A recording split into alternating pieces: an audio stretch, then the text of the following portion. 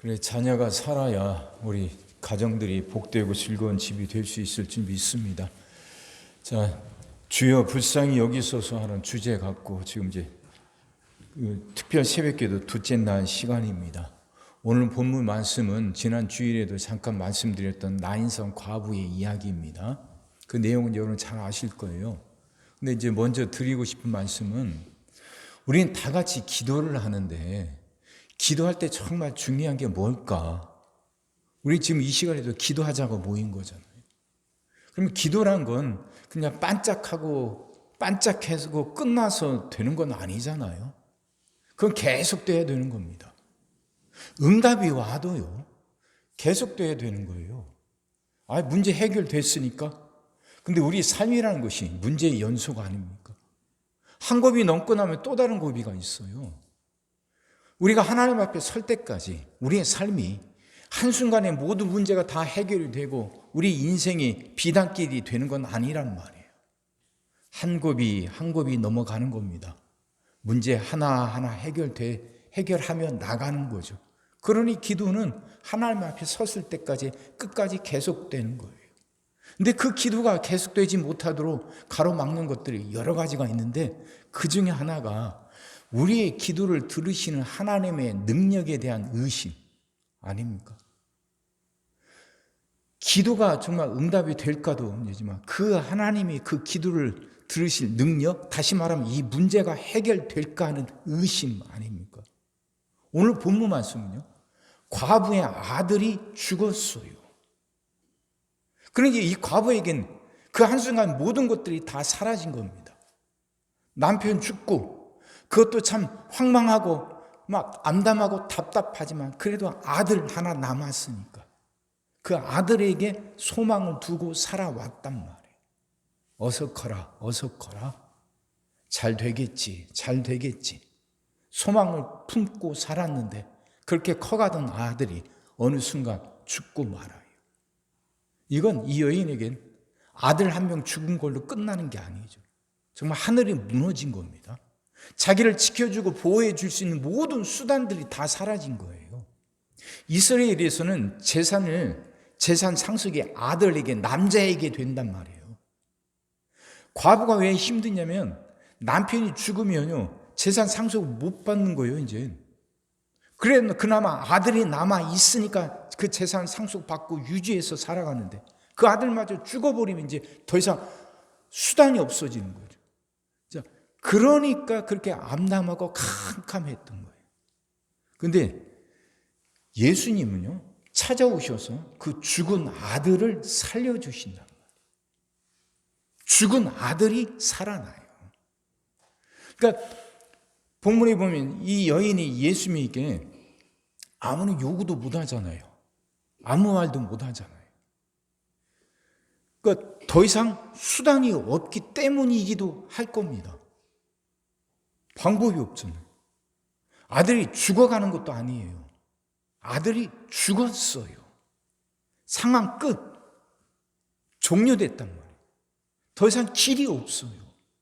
근데 주님은 찾아오셔서 그 아들을 살려주신단 말이에요. 인간적인 생각으로는 어떤 방법도 없지만, 어떤 수단도 없고, 더 이상 길이 없고, 그걸로 끝났지만, 그 상황 속에서도 예수님이 역사하신단 말이에요. 생각지도 못했고 상상도 못했던 일을 예수님이 일으키셔요. 죽은 아들을 살리신다. 그러면 죽은 아들도 살리시는 예수님이라면 못하실 일이 없는 거 아닙니까? 우리가 갖고 있는 문제들이 아무리 깜깜하고 암담하고 절망적이라 할지라도 천지사방 둘러봐도 더 이상 솟아날 길이 없고 살아날 길이 없는 완전히 막히고 더 이상 미래가 없는 완전한 끝이라고 여겨진다 할지라도 죽은 아들도 살리신다면 하나님은 그 일을 해결하신다는 말씀 아닙니까? 하나님에겐 그 능력이 있다는 거예요. 언제나 문제는요, 내 생각 갖고 문제를 보니까 힘들고 어려운 거예요. 문제는 내가 해결하는 게 아니라 하나님이 해결하셔요. 그러면 그 문제를 보는 눈도 바뀌어야 돼요. 내 눈으로 보지 말고 하나님의 눈으로 보려고 해야 되는 거죠. 물론 쉬운 일은 아니지만 그렇게 보게 해달라고 기도하며 나가는 거 아닙니까? 내 눈으로 보니까 암담하고 깜깜하고 끝이지만 주님의 눈으로 보면 해결할 방법이 반드시 있단 말이에요. 반드시 있어요. 그걸 믿는 거죠. 그걸 믿는 거예요. 예수님 눈으로 보니까 죽은 아들을 살리면 문제가 해결이 되는 거예요. 그것이 우리에게야 어렵지만 우리에게나 어렵지 주님에게는 어려운 일이 아니잖아요. 죽은 아들이 살아나는 것은 우리에게나 불가능하지 주님에게는 불가능하지가 않단 말이에요. 온 천지를 만드신 분이고 온 천지를 지금도 다스리시는 분이고 못할 일이 없는 분. 우리는 그걸 믿고 나가는 거예요. 그거. 이 믿음이 없다면, 이 믿음이 흔들린다면 우리의 어떤 신앙도 그 존재 기반을 잃어버리는 거 아닙니까? 이걸 분명히 믿지 못하니까 기도의 능력이 사라지는 것이고 끝까지 기도하지 못하는 거죠. 이건 허무맹랑한 게 아니잖아요. 이건 공상이 아니잖아요. 성경에 기록된 거란 말이에요. 성경에 기록된 것이 그냥 책에 써이어진 글자로 끝난다면 기독교는 없어져도 벌써 없어졌다니까요. 성경에 기록된 말씀은요, 살아 역사하는 거예요. 그래 지금도 가서 누가 죽은 아들이 죽은 사람이 살아났다? 몰라요. 그런 뉴스는 없고 그러니 성경은 옛날 말이다 말할 수도 있겠죠. 근데 성경이 그렇게 표피적인 것만 있는 건 아니란 말이에요. 그 내면도 있어요. 영적인 것도 있단 말이에요. 정말 죽은 것처럼 더 이상 아무런 소망도 없을 때 주님은 역사하셔요. 그걸 믿고 나갑시다. 그 믿음 달라고 기도합시다.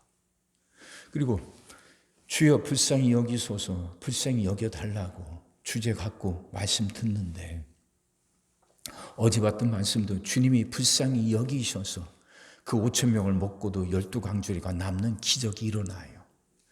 주님이 불쌍히 여기셔야만 문제가 해결이 된단 말이에요. 그러면 우리가 어떻게 해야 주님이 우리를 불쌍히 여기실까? 이 생각들을 갖게 되잖아요. 어떻게 해야 주님이 우리를 불쌍히 여기실까? 근데 오늘 본문에 보면요, 여인은 아무 말도 안 해요. 여인이 예수님에게 어떤 것도 요구하지 않아요. 근데 성경을 찬찬히 살펴보면 예수님이 먼저 보셨다고 나와요. 13절 말씀입니다.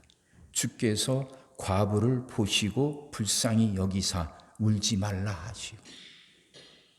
여인이 예수님에게 나를 불쌍히 여겨달라고 요구한 게 아니라는 거죠.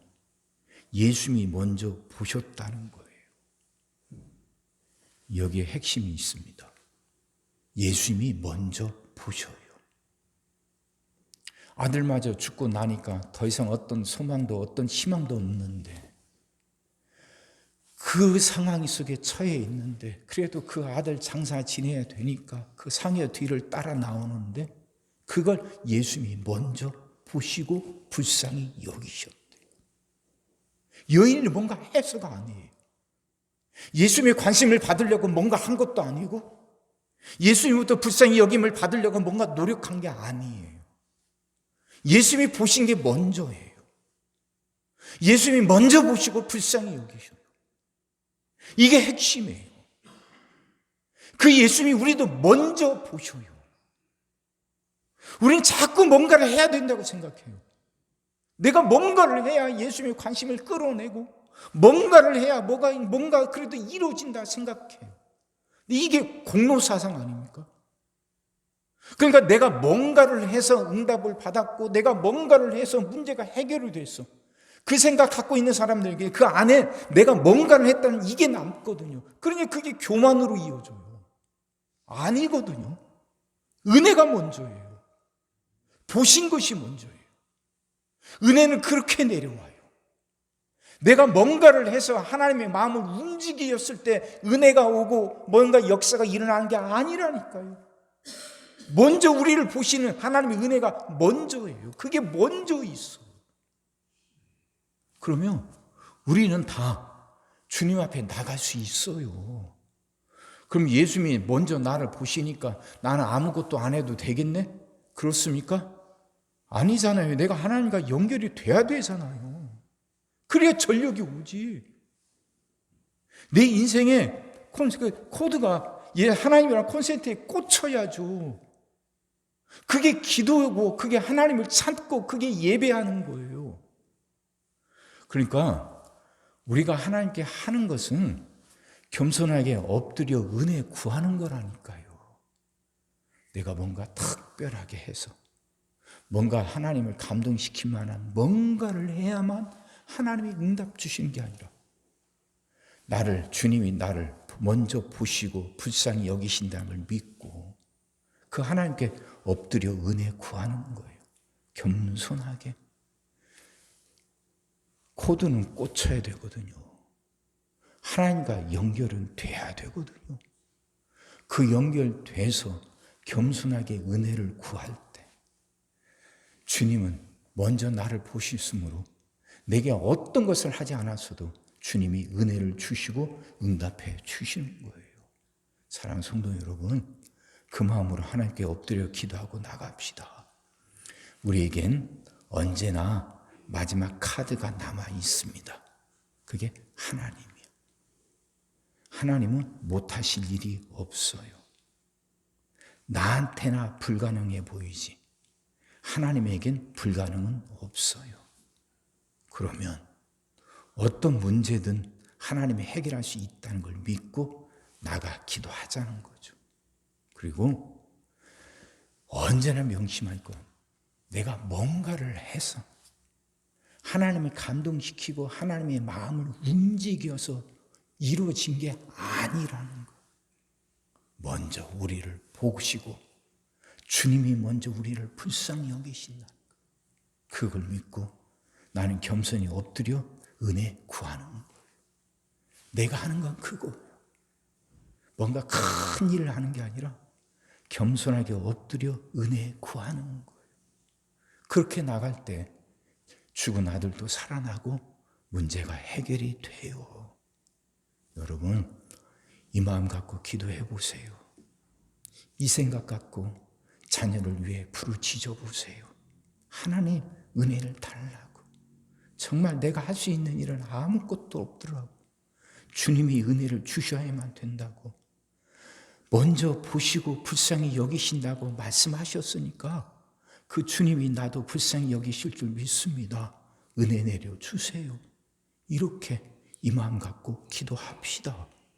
성경이 이렇게 가르쳐요. 그럼 따라하자고요. 그렇게 기도해서 응답받고 살아가는 여러분 다 되시기를 주의 이름으로 축원합니다.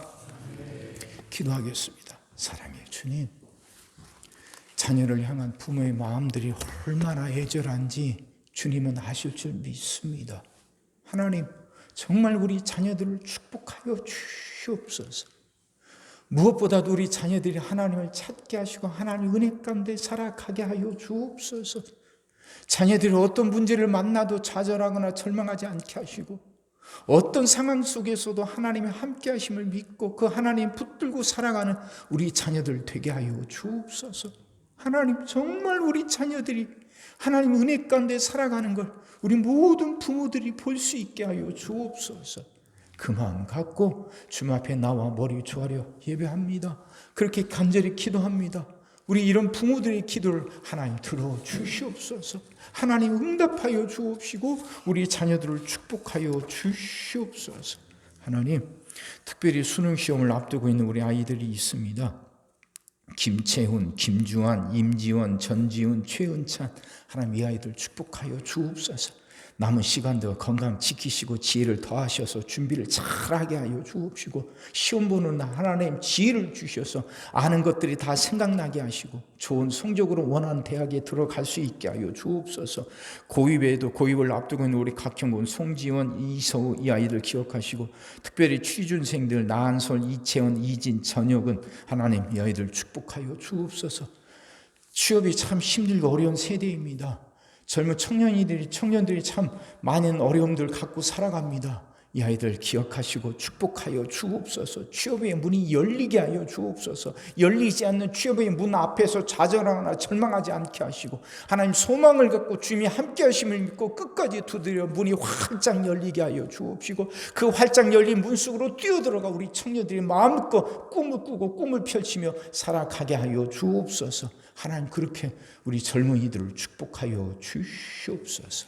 주님, 일주일 내내 주시는 말씀들이 은혜가 되게 하시고 그 말씀들이 살아 역사하게 하여 주옵소서. 정말 우리들 주님을 만나고 응답받게 하여 주시옵소서.